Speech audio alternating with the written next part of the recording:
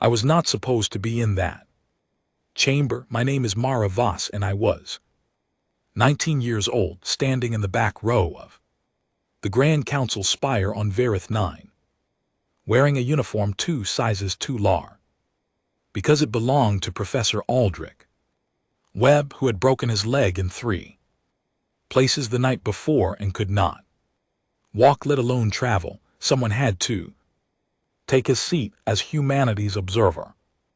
The council secretary had looked down her list, looked up at me, looked back down at the list, and said with great reluctance that I would have to do. I had said thank you and tried to sound like I belonged there. I did not belong there. The Grand Council spire was not a building, it was an argument made out of architecture. It rose from the surface of Varith 9 like something the planet had been trying to say for 1,000,000 years and had finally found the words. The central chamber alone could have swallowed 3 Earth cities whole. The ceiling was so far above my head that it had its own weather system. I could see thin clouds moving near the upper observation rings. I had looked at that ceiling for 10 seconds before I decided it was safer to look at the floor. There were 47 species represented in that chamber. I had studied about 30 of them in class. The other 17 were things I had no words for yet. The Dreeth delegates were 60 m tall and had to sit in a separate gallery carved into the far wall because they could not physically fit on the main floor. The Solari were so small they sat on elevated platforms, each one barely the size of my hand, and yet when their lead speaker addressed the room, her voice filled every corner of it like thunder rolling through valley. Humanity had observer status. That meant I could sit, I could listen. I could not speak, vote, object, or contribute in any formal way. I was there as a courtesy, the way you might let a child sit at the edge of a dinner table while the adults talked about things the child was too young to understand. I sat in the back. I kept my hands in my lap. I watched. For the first 2 hours of the session, the council moved through routine matters, trade route renegotiations between the Vorkai and the Sithari Compact, a territorial boundary dispute over a gas giant no one actually wanted, but everyone wanted the other side not to have, a proposal for new quarantine standards following a biological incident on the Keth colony worlds that I had read about briefly but did not fully understand. None of it involved Earth, none of it involved me. I took notes on my small data tablet and tried to look like I understood everything. Then the chamber changed. It did not change because of any noise or announcement. It changed the way a room changes when the temperature drops. Suddenly, one moment the delegates were shifting in their seats and checking data screens. The next, every head in the chamber had turned toward the central floor where a figure had stepped up to the speaker's platform. He was tall even by Vorkai standards. The Vorkai were a species that had been building starships before Earth had discovered fire, and they looked like it. There was something ancient and precise about them, the way old stone buildings feel both permanent and patient. This one was called Kethsaran. I knew the name. Everyone in any field touching xenobiology knew the name. He had written 14 books, each one considered the definitive work in its subject area, discovered 3 new species, negotiated first contact with 2 others, and had once reportedly kept a Vrethkai attack drone in a containment field in his laboratory just to study the way it moved. That last part was relevant too.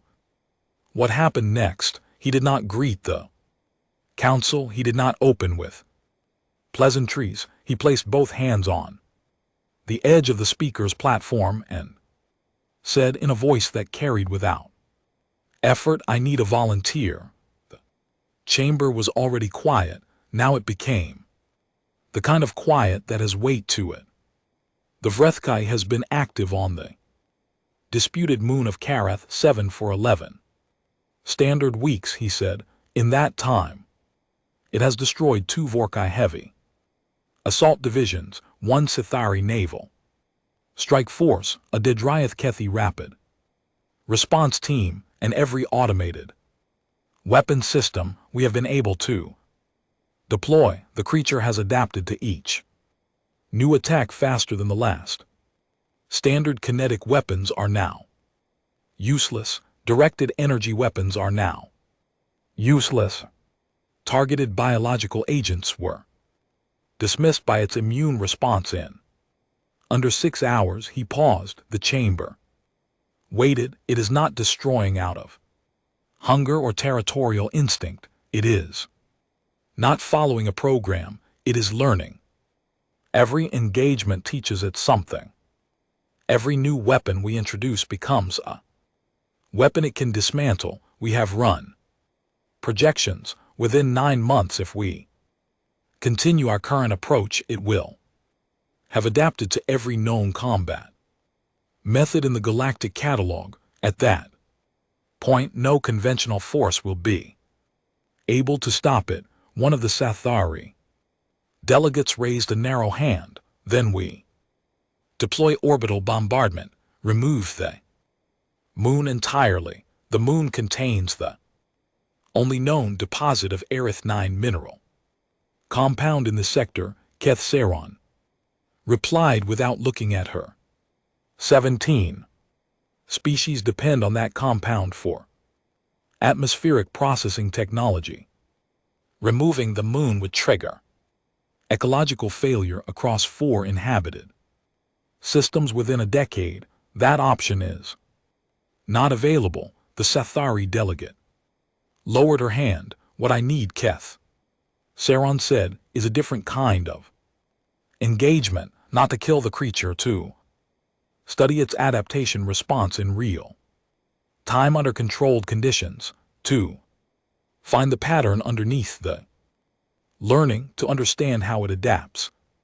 Not just that it adapts. If we understand the mechanism, we can find the gap in it. He let the silence sit for a moment. To do that, I need a subject who will enter the engagement arena on Karath 7 and fight the Vrethkai, not to win, not to survive through superior firepower, simply to engage repeatedly across multiple sessions while my instruments record every variable. The subject will be provided with the best available shielding technology. The risk of fatal injury is approximately, he consulted data screen briefly, 31% per session.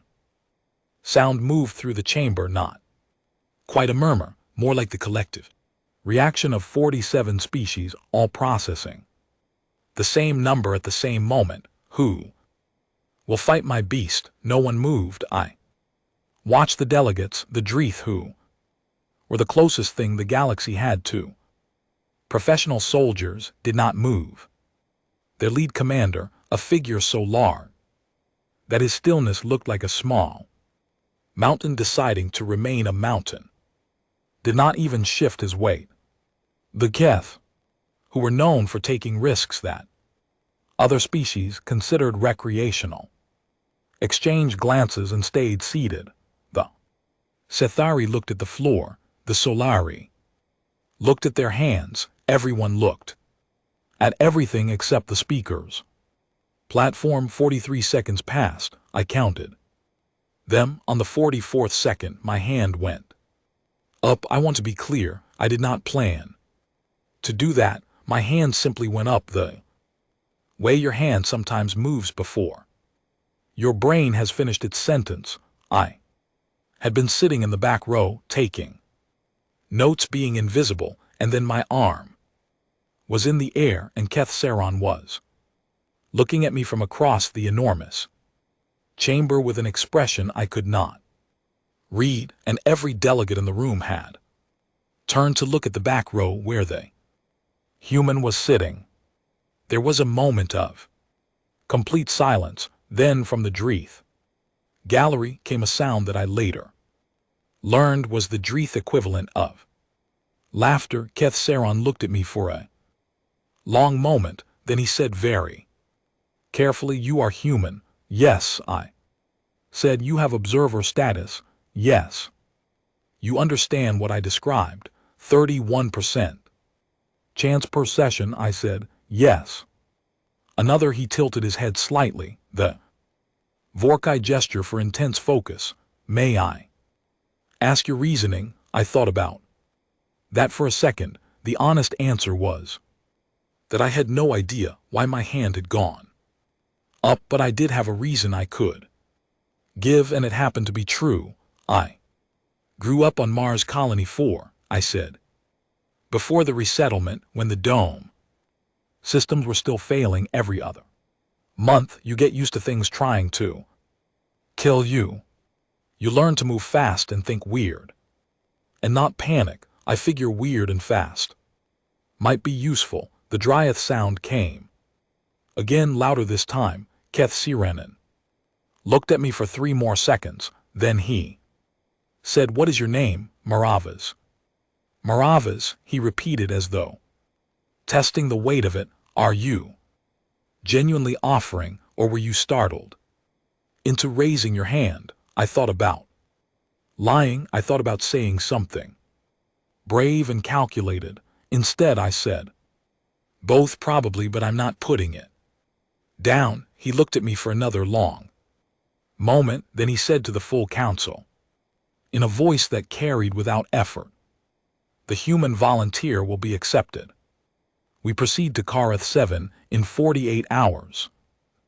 Dryeth laughter had stopped. The chamber was completely quiet again. I lowered my hand slowly and looked down at my data tablet. My notes from the last 2 hours looked very calm and organized. I had excellent handwriting for someone whose heart was currently trying to leave her body through her chest. I sat there in the back row, in a uniform 2 sizes too large, in a chamber that held 47 civilizations and could have swallowed 3 cities whole, and I thought about what I had just done. Outside the great windows of the spire, the stars were very still and very far away, and they did not look like they were impressed or worried or paying any attention at all. I decided that was fine. I had never needed anyone to be impressed. I had just needed the chance. Whether I had just made the best or worst decision of my short life was a question the next 48 hours would begin to answer. I closed my data tablet, stood up very quietly, and walked out of the chamber before anyone could ask me to reconsider. Karath 7's moon had no name in any language I spoke. In the Vorkai catalog, it was listed as a set of coordinates and a mineral classification number. In my head, for the 2 days it took us to get there, I called it the waiting place. It seemed like the kind of location that had always been waiting for something to happen on it. Patient. The way to bedrock is patient, which is to say without any awareness that it is being patient at all. The transit ship was Vorkai design, which meant it was extremely fast, extremely clean, and designed with complete indifference to human proportions. The ceiling in my quarters was high enough to land a small aircraft in. The bed was long enough for a creature with 3 times my body length. I slept diagonally and spent the rest of the time in the ship's small research section, where Keth Saron had set up a working laboratory that occupied every available surface and several that were not technically surfaces. He did not speak to me for the first day. He moved through his data and his equipment with a focus so complete that I felt slightly invisible, which, under the circumstances, was a relief. I read everything I could find about the Vrethkai. There was not a great deal of material because, until recently, the standard approach to the Vrethkai had been to shoot it until it stopped moving, which had never worked but had also never produced much useful scientific documentation. What I found was enough to keep me awake. Vrethkai was classified as a megafauna predator, though that classification felt insufficient in the same way. Calling a thunderstorm weather felt insufficient. It was 41 m long when moving on all 6 limbs, taller when it reared up, which the footage I found suggested it did often and with apparent ease. Its exterior was silicon ceramic, a natural armor that had formed over hundreds of millions of years of evolution in an environment where everything that had ever tried to eat it had eventually given up. Its sensory organs were distributed across its body, rather than concentrated in a head, which meant there was no single point of disorientation you could aim for. It had no eyes in any conventional sense. It perceived the world through vibration, thermal signature, electromagnetic pulse, and some additional sense that the Vorkai research team had labeled, without obvious enthusiasm, unknown. Mechanism 7. The adaptation capability was the part I returning to. It was not armor repair. Though it did that too, it was something more fundamental. The Vrethkai's exterior could restructure itself at a molecular level in response to a detected threat. A kinetic impact would cause the local area of its hide to redistribute mass, harden specific compounds, and alter surface geometry within seconds of the first hit. By the third hit from the same weapon system, the impact was being absorbed as cleanly as if the weapon had struck open water. Directed energy caused a similar response in a different chemical pathway. The creature had been doing this, the data suggested, for roughly 400 million years. It had, evolutionary terms, already won every fight it was ever going to have. The universe had simply not gotten around to telling it yet. On the second day, Kethsaren sat down across from me in the research section and looked at the data screen I was reading. That is the full adaptation catalog, he said.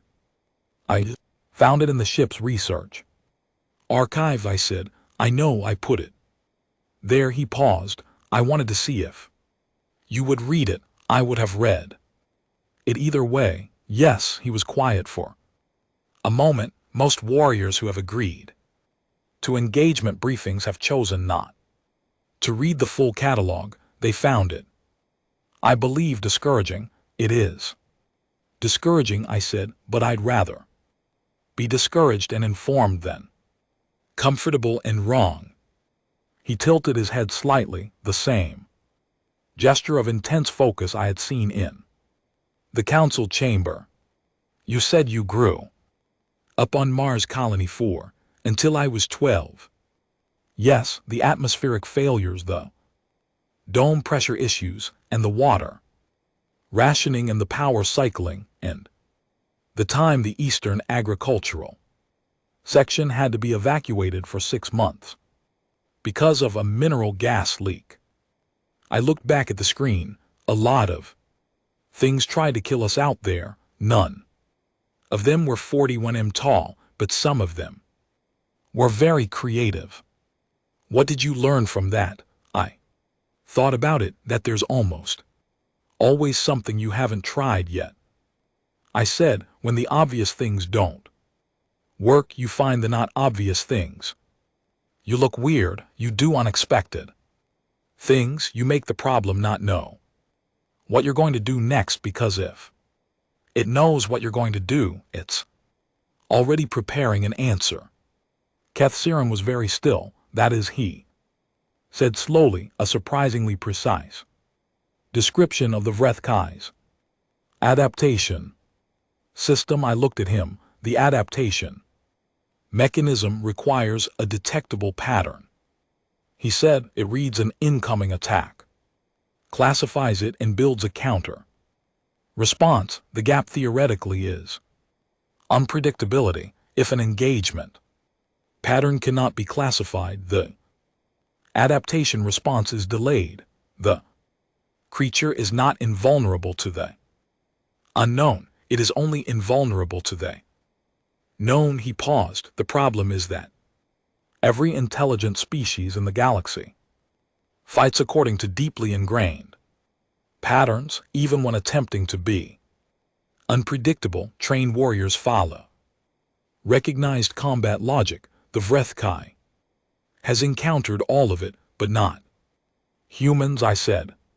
Humanity has been in contact with the galactic community for 11 years, he said. You have never been in a large-scale engagement with any species. You have no documented combat history that the Vrethkai system could have cataloged. He paused again. This is why I accepted your offer. I had wondered about that, not because you thought I was brave. Bravery is common, he said. Novel data is rare. I appreciated the honesty. So I'm not your warrior, I'm your experiment. You are my best available variable, he said. Distinction matters to me if it matters to you. It did slightly, but I had already made the decision, and I was not the kind of person who unmakes decisions after 2 days of travel. Tell me what you need me to do, I said. What followed was 12 hours of briefing, physical fitting, equipment calibration, and something Kethsiran called an engagement philosophy discussion. That was mostly him talking and me asking questions that made him pause and then answer in ways that seemed to surprise even him. The shielding technology was Vorkai military grade, which meant it was substantially better than anything humanity had access to, and still not something I should rely on absolutely. It would absorb significant kinetic force and deflect thermal events. It would not make me invulnerable, but it would give me time to react. Objective was not to defeat the Vrethka. The objective was to engage it, take hits, recover, re-engage, and keep doing this for as long as possible. While Kethsirano's instruments recorded everything, each session would be timed. When the timer ended, an automated extraction system would pull me out, regardless of the engagement state. On the third morning, we reached Karath 7's moon. The engagement arena was a section of the moon's surface enclosed within a transparent barrier field, 3 km in diameter. The surface inside was rough and varied, full of rock formations and open ground and deep shadow pockets.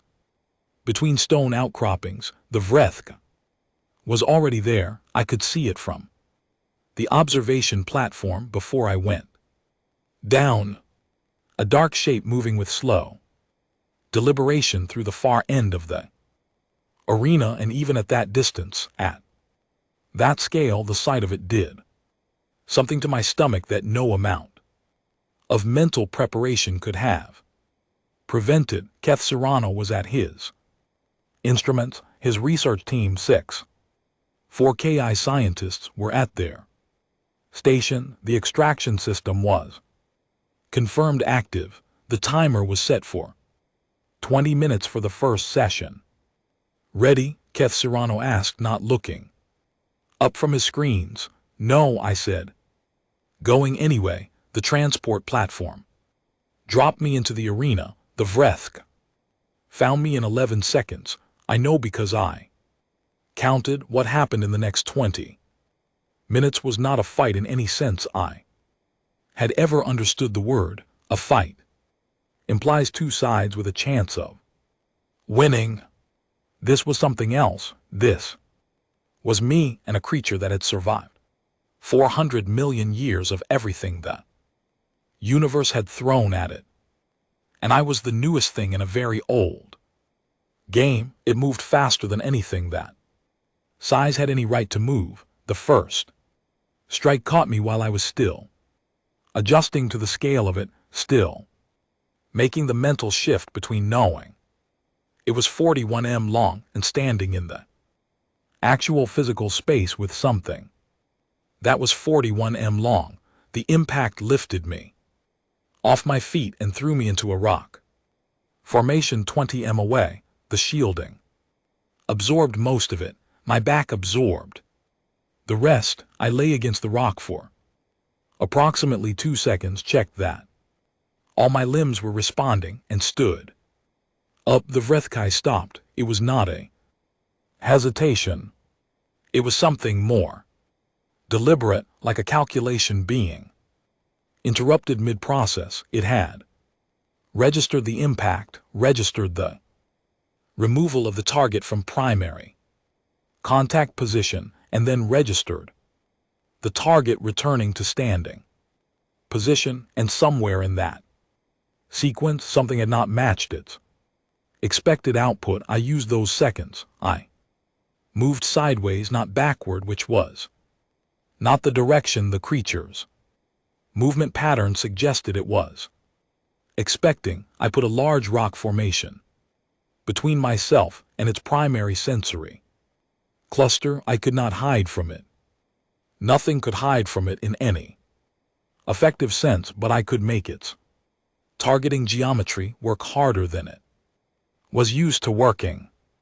It came around the rock formation in a way that suggested it had already calculated every possible path I could take from that position and selected the most efficient counter, which it had, except that when it arrived at the expected intercept point, I was not there because I had gone over the rock formation rather than around it, which was not a logical path for any organized combat methodology, but was a very logical path for someone who had spent her childhood climbing things that were not meant to be climbed, because the shortest route between 2 points in a failing colony dome was whichever one the environmental hazard had not yet reached. The second impact was harder.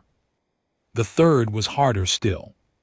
By the fourth, I had found a rhythm that was not really a rhythm so much as a series of decisions made in the half-second between one thing happening and the next, each decision based more on instinct than calculation, each decision wrong in a technically analyzable way, but somehow producing outcomes the creature system was not readily classifying. When the extraction system activated at the end of 20 minutes, I was at the far end of the arena behind 3 separate rock formations, breathing very hard and bleeding slightly from a cut on my chin where my helmet seal had shifted during the fourth impact. The Vradix, I was standing approximately 40 m away, facing my position completely still. It had been still for the last 4 minutes of the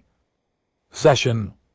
On the observation platform, Kethsiren's research team was not quiet. I could hear their voices before the transport platform reached the top.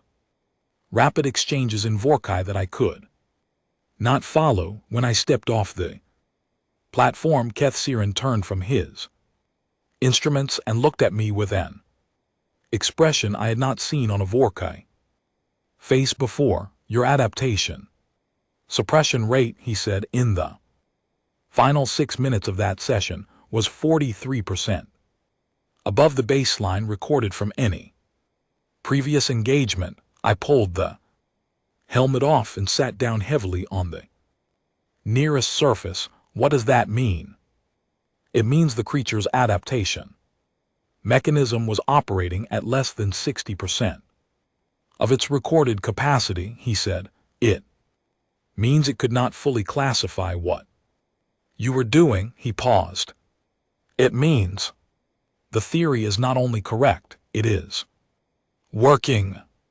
I looked at my hands. They were shaking slightly, which was a reasonable response to recent events. Good, I said. You are also injured, so good, I said, means I was close enough to matter. He was silent for a moment.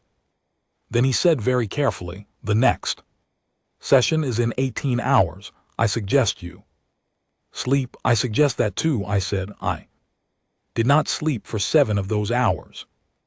I spent them going over every second of the engagement in my head, not because I was frightened, though I was, but because I was looking for the not obvious things, the unexpected paths, the decisions that the creature could not classify because no documented species had ever made them. I was looking for the gaps. There were more of them than I had initially seen. By the time I did sleep, I had a rough map of the arena in my head and 11 approaches I had not tried yet. Tomorrow I would try them. Keth Saren's lab on the moon base was not large. It had been assembled quickly from Vorkai field research equipment, which meant everything was functional, precise, and built for a species whose average height was 2.12 m. I had spent a week in it by the time he called me in at what the station clock marked as early morning. He had not slept, I could tell. Not because Vorkai showed fatigue the same way humans did, but because there was a particular quality of intense stillness that came over him when he had been working through the night. A kind of focused quiet that made him look like a piece of very old, very purposeful machinery running at full output. He had 3 screens open and was moving between them with a speed that suggested he had been moving between them for many hours. Sit, he said without turning around. I sat. He turned around. He looked at me for a long moment with a head tilt of intense focus that I had by now cataloged as one of his primary expressions. The data from sessions 2 through 7, he said, has produced something I was not expecting. Good something or bad something, Plex. Something, he said. He turned back to the screens and brought up a visual display. It was a wave pattern, or rather a set of wave patterns laid on top of each other, each one a different color. This is the Vrethkai's adaptation rate across all 7 sessions. The blue line is session 1. The green line is the baseline average from all previous recorded engagements with other species. The green line was high and steep and consistent. It climbed sharply within the first 2 minutes of engagement and then leveled out near the top, which meant the creature had been at near full adaptation capacity within minutes of every previous fight. The blue line was different. It started high, dropped in the middle, and had a long flat section at the end. That is what we expected to see, Keth Saren said. Unpredictability suppressing the adaptation response. But look at sessions 4 through 7. He brought up 4 more lines. They were not flat at the end. They were not even consistent in their drops. They were jagged, irregular, rising and falling in patterns that looked almost like responses rather than suppressions. What am I looking at? I asked. You are looking at the Vrethkai, not simply failing to adapt, he said. You are Looking at the Vrethkai trying to communicate, the room fell very still. For a moment, explain, I said. He moved to the second screen. The Vrethkai's adaptation system is not only a defensive mechanism, our initial research framed it that way, but the underlying biology is more complex. Same molecular restructuring that allows it to counter physical threats is also, in its base evolutionary form, signaling system, a language. When Vrethkai of the same species encountered each other millions of years ago, they communicated through physical pattern, through movement, through surface texture changes, through the specific geometry of engagement. He paused. Adaptation responses we have been recording in your sessions are not purely defensive outputs. Some of them are signals. The creature is responding to you the way it would respond to another Vrethka. I stared at the wave patterns for a long moment. It thinks I'm talking to it. It is not clear that thinks applies in the way you mean it, he said, but the structural response suggests that your movement patterns, specifically the nonlinear, improvised quality of them, are producing outputs that the Vrethk system recognizes as linguistically structured. Not words, not concepts necessarily, but patterns with internal logic, patterns that feel to whatever sensory apparatus Vrethkai uses. Like an attempted contact. I sat back slowly. All those times I was trying to be unpredictable, I said. I was accidentally being coherent in a language neither of us knew existed. He said yes. There was a long silence. On the screens, the wave patterns made their jagged, complicated shapes, rising and falling like a voice in a language I was only beginning to understand that I had been speaking. Does that change what we're doing? I asked. It changes everything about what we're doing, he said. He turned back to me. I have been building translation models for 4 days. I am not yet at the point of two-way communication, but I believe with enough session data, I can construct a basic framework, a starting point. He paused. The problem is time. How much do we have? He was quiet for a moment too long. Keth Saron, there is a political situation I should explain, he said. What he explained took 20 minutes and left me with a cold, settled feeling in my stomach that was different from fear, and worse in some ways. The Vorkai military faction on the council, a group led by a commander named Voreth the Deal, who had lost 2 assault divisions to the Vrethkai and had very clear ideas about what should be done as a result, had been watching our sessions with growing discomfort. Not because the research was failing, because it was succeeding in a direction they had not anticipated. They had expected the study to produce weaknesses catalog, a list of gaps in the Vrethkai's defenses that could be exploited with a new weapon system. Instead, it was producing communication, data, evidence of intelligence, and in the political calculus of the Galactic Council, a creature that could be demonstrated to possess intelligence was a creature that could not legally be destroyed without a full council review, which would take months, during which time the moon and its mineral deposits would remain inaccessible and the Vrethkai would still be active and uncontrolled. Voreth Deal had filed a motion to terminate the research program and proceed directly to orbital bombardment of the moon. The vote was scheduled in 6 days.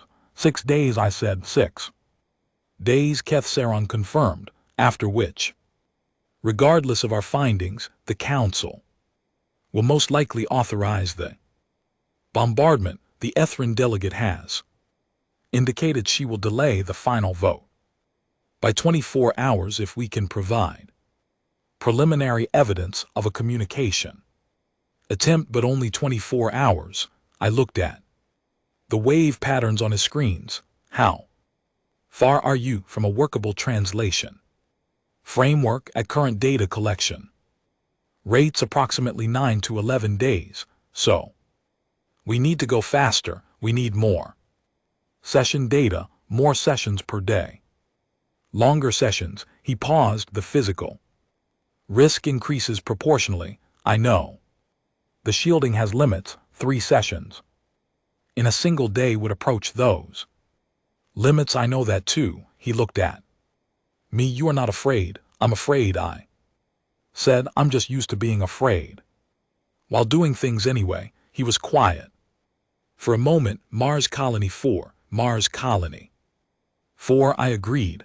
What followed was 3 days that I remember in a particular compressed way, the way you remember very intense periods of time, not as a sequence of separate events, but as a single sustained experience, with different textures and temperatures running through it. I went into the arena 3 times a day, morning, midday, and late evening by the station clock. Each session was longer than the previous cycle.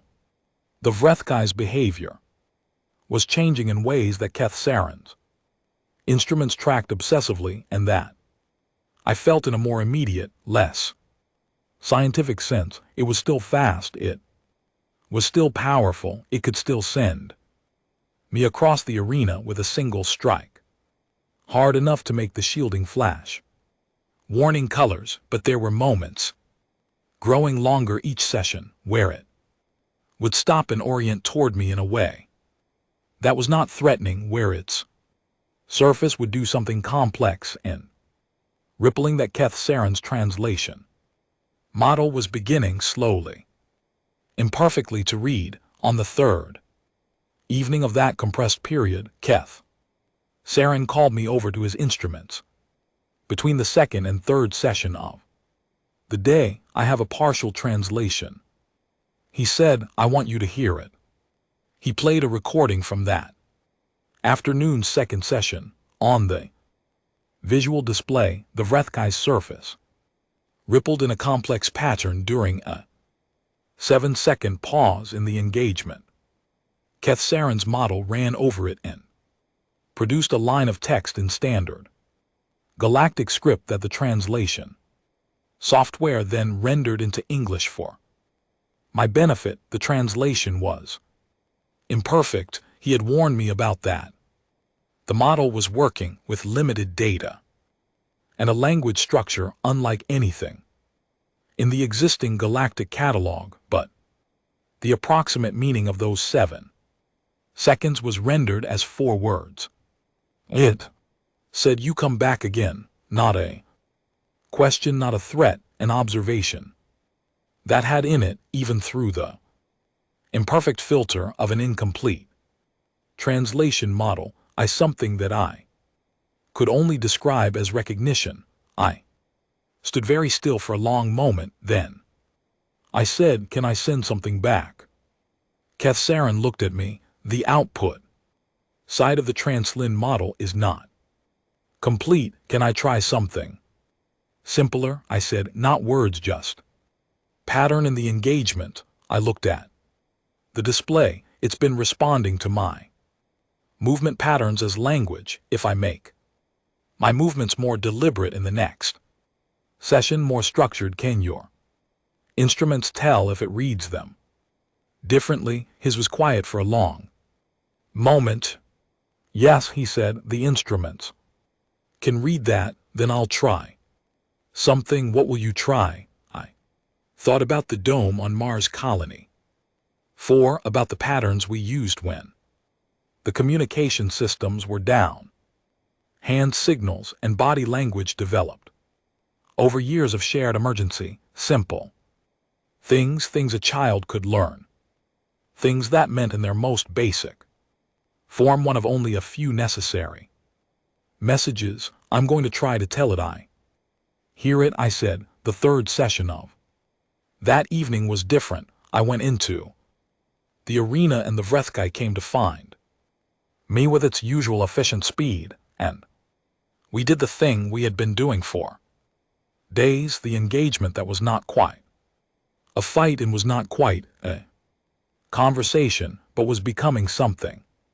In the space between those two words, and a clear's throat, one point when the creature paused in its surface, began to ripple in the pattern that the translation model associated with communication. I stopped moving entirely. I did not try to run. I did not try to maneuver. I stood still in the middle of the arena and I made a deliberate structured movement with my whole body, a pattern simple and repeated, something that in its structure said, I am here, I am listening, I'm not leaving. The Vred Kai was still for 11 seconds, then its surface rippled in a pattern that Keth Sharon's instruments, working overtime on the live feed, translated with low confidence but persistent output as something close to strange small thing.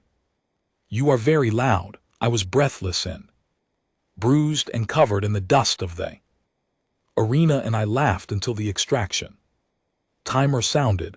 Back on the observation platform, Keth Sharon's research team was working faster than I had seen them work all week. 3 of them were speaking rapidly over the instrument feeds. The other 3 were running translation model updates in parallel. Keth Sharon himself was standing at the central display with both hands on the edge of it, leaning forward, watching the data arrive. How much time do we have? I asked, before the vote. 3 days, he said without turning around. Is it enough? He did not answer immediately. He watched the data for another moment and then he straightened and looked at me. And there was something in his expression that I had not seen there before, something that on a human face I would have called hope. It may be, he said, if nothing interrupts us. Something interrupted us. I was in the small side room off the main lab, going over session footage on a data tablet and eating something Keth Sharon's team had provided that was technically food in the nutritional sense, even if it had no strong opinions about flavor. When I heard voices in the main lab, more voices than should have been there, a particular quality of formal language that meant official visitors, I went to the doorway and looked through. There were 4 figures in Vorkai military uniform standing in the center of the lab. They were speaking to Keth Sharon, who was standing very straight and very still, with the quality of stillness that I now recognized as a Vorkai expression of controlled, strong feeling. One of the military figures was doing most of the talking. He was not Voreth Deal himself, but he was clearly someone who reported to Voreth Deal, and he was delivering a message that, even in Vorkai, had the clear structure of an order being given to someone who was expected to comply. I did not speak much Vorkai. I had learned a few words and phrases over the weeks I had spent on the moon, but I knew the words for research permit and suspended and immediately, and I heard all 3 of them in the same sentence. Keth Sharon said something in response. The official figure said something back that was shorter and harder. Keth Sharon's research team, standing around the edges of the lab, did not move or speak. The official figure and his 3 companions left. Keth Sharon stood where he was for a moment after they were gone. Then he turned and saw me in the doorway. The research permit has been suspended pending the council vote, he said. Effective immediately. no further. Sessions are authorized. I looked at him. Vorath Deal moved the vote forward, he said. It is now in 36 hours, not 3 days. The cold settled. Feeling was back in my stomach. What do we do? I asked. He was quiet for a long moment. I do not know, he said, and it was the first time in all the weeks I had known him that he had said those words, and the weight of them was different from what I had expected. Not defeat. Something more like a scientist confronting a genuinely unsolved problem. I sat down on a work stool and looked at the data screens. The wave patterns were still there, the jagged, complicated shapes of a language we had only just begun to read.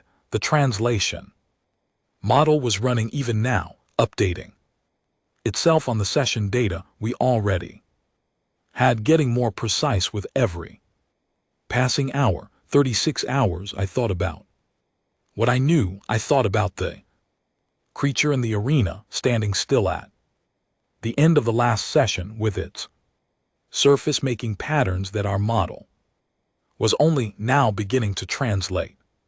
I thought about 4 words: you come back again.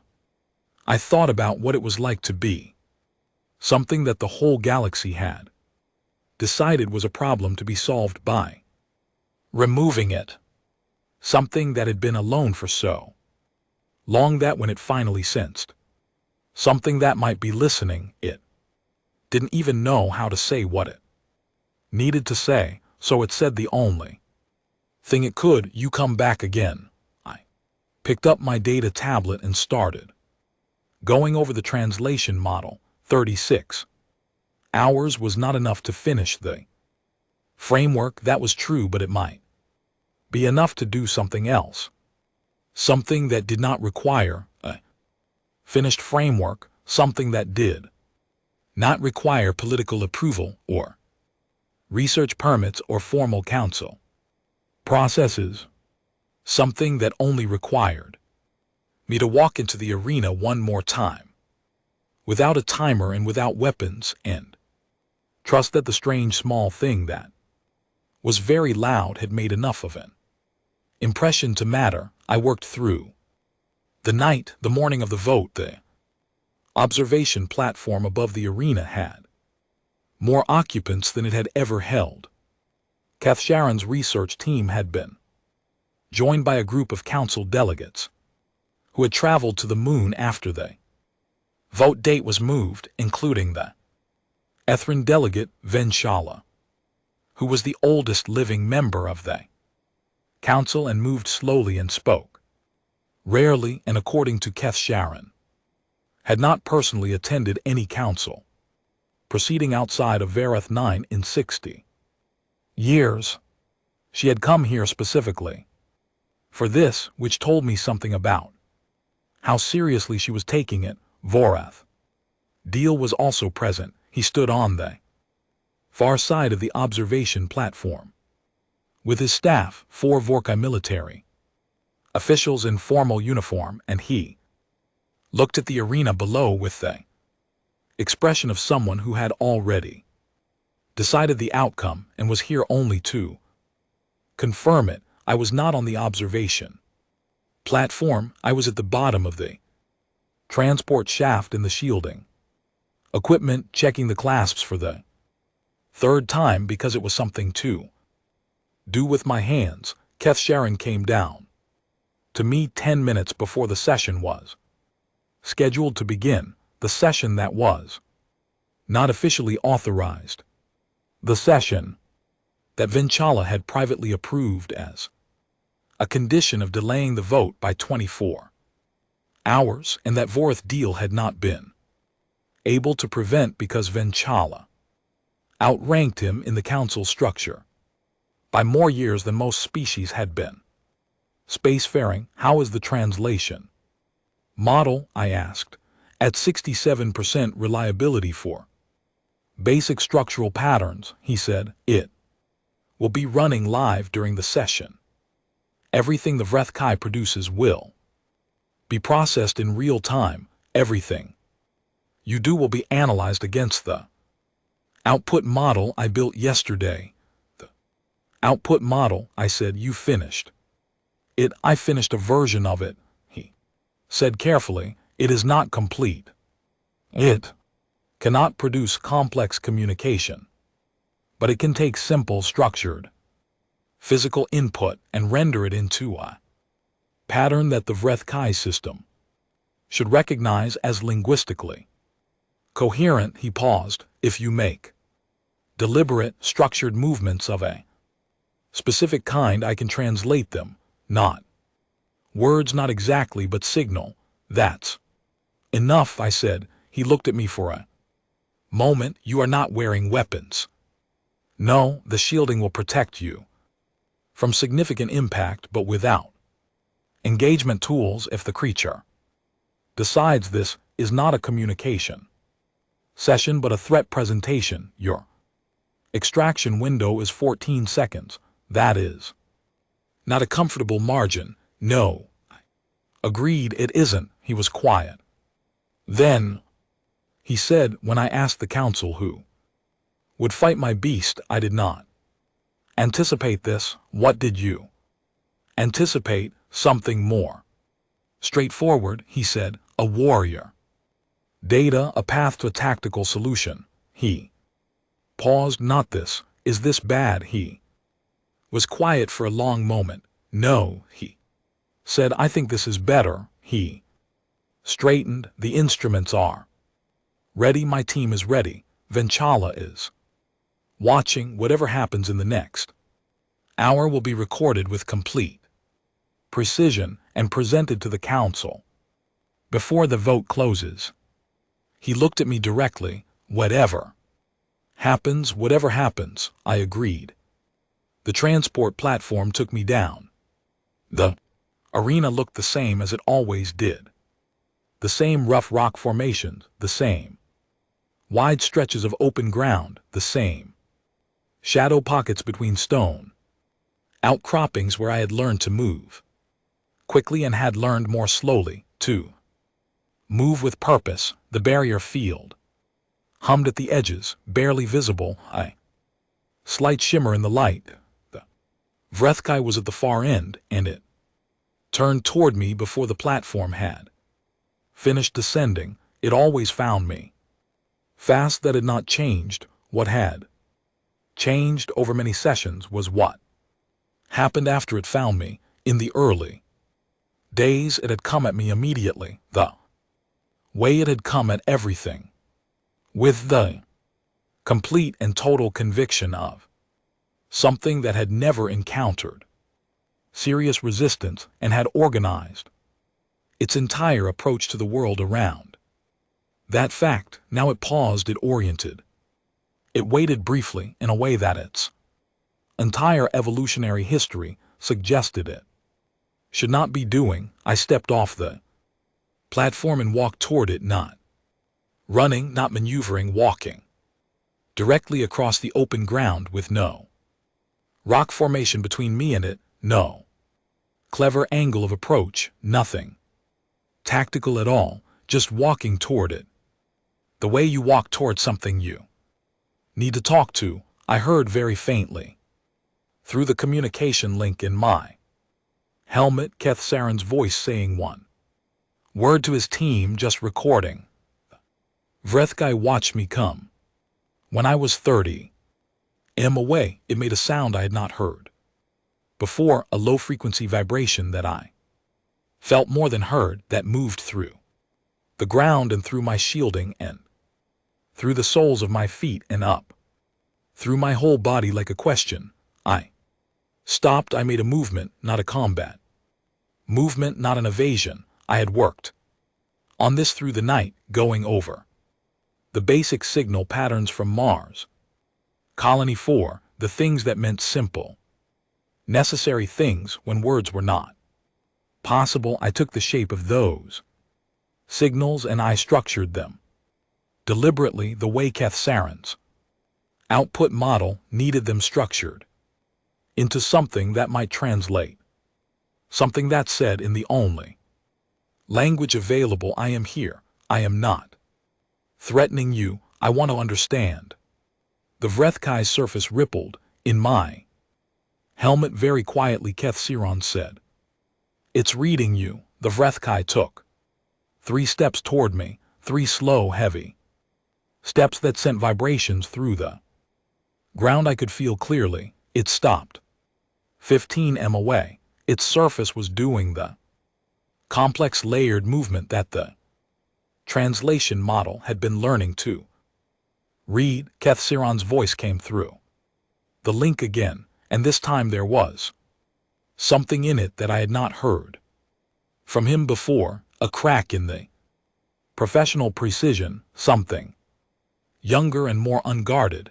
It's saying, he said, and his voice was careful and slow, something approximate to you kept coming back. Every time I struck you down, you came back. I took a breath. I looked at the creature in front of me.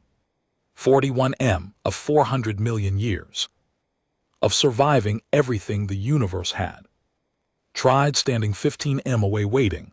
I made another structured movement. Keth Siron's processed it, and I heard the output model translated as it sent back. Yes, I kept coming back. I am still here. The Vrethkai was still for 20 seconds. Its surface made a slow, complex pattern that the translation model worked on for several seconds before Keth Siron's read it out. Approximate translation: I have been alone for a long time, nothing ever. His voice stopped for a moment. Keth Siron's nothing ever, he said, came back. The object's platform above us was completely silent. I could not see it from where I stood, but I knew that Ven Shallow was up there and Vor at that deal, and Keth Siron's team and the recording instruments that were capturing every millisecond of this. I knew that what was happening right now was being transmitted to the council chamber on Verith 9 in real time. I stood in the middle of the arena with no weapons and no tactical plan and no margin for error, and I made another movement. This one took longer. Keth Siron's was quiet while the output model processed it. Then he said quietly, "It's translating roughly as I came back. Because you were here, I came back. Because you were trying to say something, I came back. Because something that tries that hard to be heard deserves someone to listen." 12 seconds of stillness. 15. The Vrethkai lowered its mass, not completely, not in the way of something surrendering or yielding, in the way of something that had been carrying attention for a very long time, and was for the first time finding that it did not need to hold it quite so tightly. Its surface moved in a long, slow pattern. The translation model ran for almost 30 seconds before Keth Siron spoke. When he did, his voice was different from any version of his voice I had heard before. Not the professor, not the scientist, just someone who had spent his whole life trying to understand something and had just gotten closer to it than he had ever expected to get. It says he read, "I was alone." Now something heard on the observation platform. No one spoke for a long time.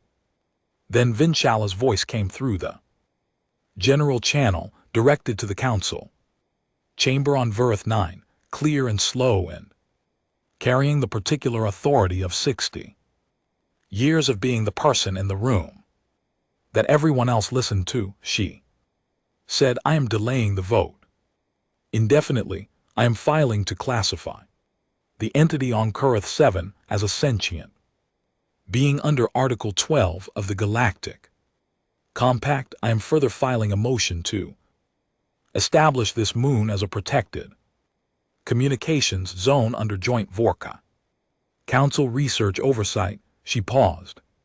"Humanity's observer status is hereby referred to the full council for review."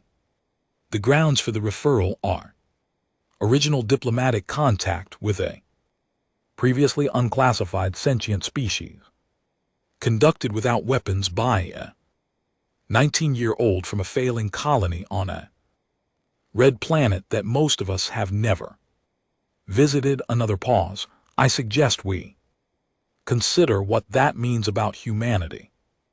I suggest we take our time with that consideration. In the arena, the Vrethkai and I stood 15 m apart in the quiet. Its surface was still doing something slow and complex that the translation model was working on.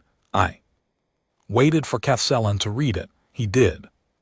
Eventually, in a voice that had steadied itself back into its professional register but had something warmer underneath it now, something that would not quite go away. It says, strain. Small thing, you are very loud, but I think. He paused. I think I will learn to understand you. I stood there for a moment, then I made one more movement. Simple, something that needed no translation model, no galactic cat. A log, no years of research and data collection, something that was the same in every language I knew. I put my hand up open toward it. The Vrethkai looked at it for a long time, then it moved one forward limb and touched the air 3 inches from my hand and held it there. In the observation room above, I heard very softly the sound of Kefselan exhaling. The aftermath came quickly once things began moving, the way things do when the right evidence reaches the right people at the right moment. The vote that was supposed to authorize the bombardment of the moon became, over the next 72 hours, a vote about something else entirely. It became a vote about what kind of civilization the galactic community wanted to say it was, whether the speed of a military solution was worth more than the slowness of understanding. Venshala argued for 3 hours. I was not in the chamber this time, but Kefselan transmitted the audio and I listened from the moon base. She was old and she spoke slowly, and every sentence had the weight of someone who had seen 60 years of decisions made quickly and decades spent recovering from them. She used our session recordings. She used the translation model output. She used the simple fact that something had stood in that arena for 3 weeks, been struck down over and over, and kept coming back, not to win but to listen. Vorith Deal argued against. He argued well. He was not wrong about the risks, the unknowns, the practical difficulties of the path forward, but he was arguing against something that chamber had already, in some collective and quiet way, already decided. The vote was 41-6.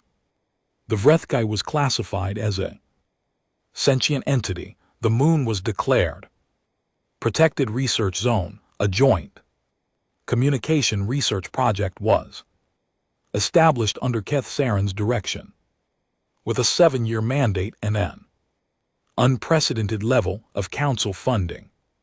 And humanity, which had gone to Verith 9 without a vote or a voice or a seat at the front, was formally referred for full council membership review on the grounds of first diplomatic contact. Kefseran came to find me after the result came through. I was sitting in the research section of the moon base, looking at the wave patterns on the data screens for what I already knew would be one of the last times before the project infrastructure was transferred to the new joint team. He sat down across from me. He was quiet for a long moment. I owe you an apology, he said. I looked at him. For what? I told you that you were my best available variable, he said. That bravery was common and novel. Data was rare. He paused. It was Accurate, but it was not complete. What you brought to this was not only unpredictability, it was something I had not factored into my models. He paused. Again, the willingness to keep coming back, not because the data required it, because it seemed like the right thing to do. I looked at the wave patterns for a moment. I grew up in a place where things broke all the time, I said. Life support, the water systems, the power grid, the domes. Every time something broke, people fixed it, not because they were certain it would work, because giving up meant something worse. I shrugged slightly. I guess I just applied the same logic to a 41-meter creature from the early Cretaceous equivalent of whatever planet it came from. Keth Saren was quiet for a moment. Then, in a very careful way, he made a Vorkai expression that I had learned in our weeks together was the equivalent of a smile. There is a word in Vorkai, he said, for the quality of continuing when the outcome is uncertain, not because you have calculated the odds, but because the alternative is worse. It is a very old word. It dates from the early Vorkai period before we had starships or data modeling or galactic catalogs, when we were still figuring out what we were. What's the word? He said it. It was 3 syllables in Vorkai, smooth and precise. What does it translate to? I asked. He thought about it for a moment. Approximately, he said. Courage, but older than bravery, more stubborn than heroism. He paused. The literal translation is closer to the refusal to leave something alone that needs to be heard. I looked at the wave patterns one more time, jagged and complicated and full of a language we had only just begun to understand. Like that, I said. I flew back to Verith 3 days later on a Vorkai transport. Venshala was on the same ship, which had not been planned, and she sat across from me in the observation lounge for a long time before she spoke. She was very old enough that the years showed not as weakness but as a kind of settled mass, the same way mountains show their age. She looked at me with eyes that had seen 60 years of the thing I had only just begun to understand, the vast, complicated project of different kinds of minds trying to exist in the same universe. You were not afraid, she said. I was afraid, I said. I just kept going anyway. She was quiet for a moment. That is rarer than you think. No, I said, but it shouldn't be. She looked at me for another moment. Then she said, when the council membership review convenes, I will be speaking on humanity's behalf. I will be speaking about what I saw on that moon. I will be speaking about a 19-year-old with no weapons and a partial translation and a gut feeling that something needed to be heard. She paused. I think the council will find it persuasive. I looked out the observation window at the stars. They looked the same as they always had, still and far and perfectly indifferent, the way the universe is when it is not paying attention to the things happening inside it. But something had happened, something small and strange and very loud, and it had changed things in ways that were still spreading outward from that silent arena on a nameless moon, spreading outward through the decisions and the votes and the classifications and the new words in old languages that would be used for years to try to describe what had occurred. I thought about the last thing of Rethkai had said, translated imperfectly through a model that was still learning, passed through the voice of a scientist who had spent his whole career looking for exactly this. I was alone now. Something hurt. I thought about what it had felt like to stand in that arena, bruised and tired and afraid, and to keep coming back anyway. Not because I had a plan, not because I had calculated the odds, but because something was trying very hard to say something, and the universe is very large and very old, and full of things that have been trying to say something for a very long time, and someone ought to be paying attention. I have been the only human that chamber when the question was asked, the only human in an assembly of 47 civilizations, sitting in the back row, in a uniform 2 sizes too large, with no vote and no voice and no seat at the front. I had put my hand up. I had not done it because I was brave or calculated or strategic. I had done it because on Mars Colony 4, when something needed doing and no one was moving, you moved. You did not wait for the person with the better credentials, or the bigger ship, or the longer history. You moved because you were there and the thing needed doing.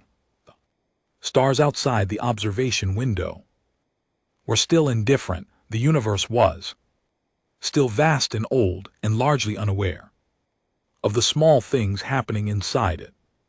But the small things were happening anyway. I settled back in my seat and I closed my eyes.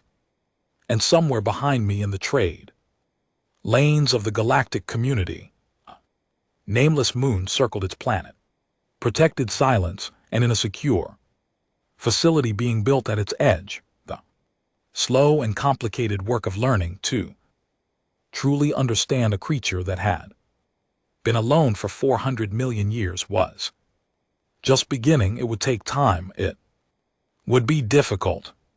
There would be setbacks and frustrations and many moments when the gap between one kind of mind and another felt uncrossable, but someone would keep coming back. That was what we did. That was I was beginning to understand what we had always done.